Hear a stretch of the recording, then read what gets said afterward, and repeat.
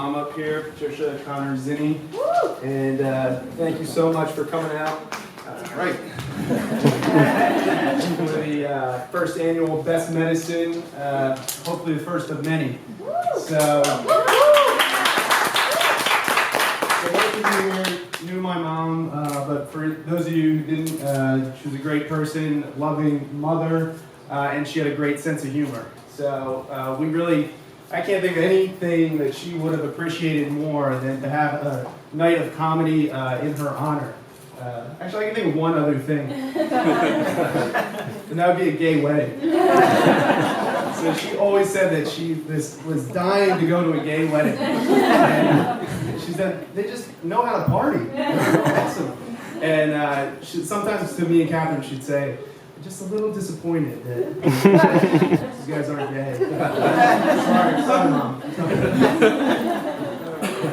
But before we get the show started, just wanted to say a little bit about Scleroderma, and pretty much everything was in that video, but the big thing that they didn't touch on is that there's two forms of Scleroderma.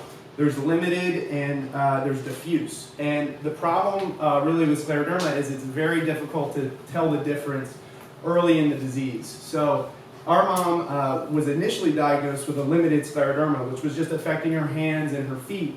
And there's good treatment for that. If you start early, people can live 10, 20 years with it, even 30 years, the rest of their life with it.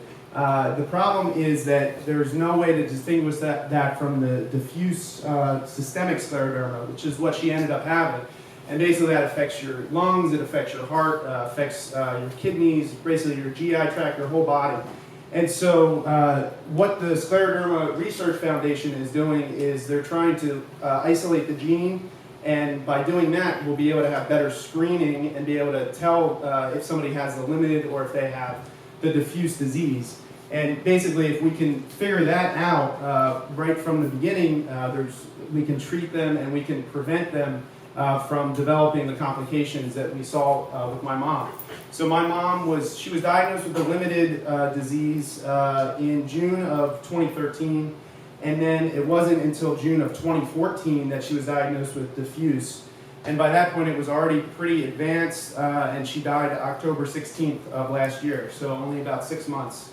So the hope is, that with support and with education, we can find the gene that causes it. We can come up with better treatments and eventually come up with a cure. So that's pretty much it. That's all I have to say.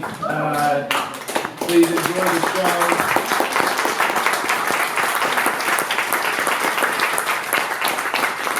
Enjoy the Pabst Blue Ribbon. Stuff back there. And we'll see. Maybe next year Catherine will have a gay wedding. I don't know. We'll see.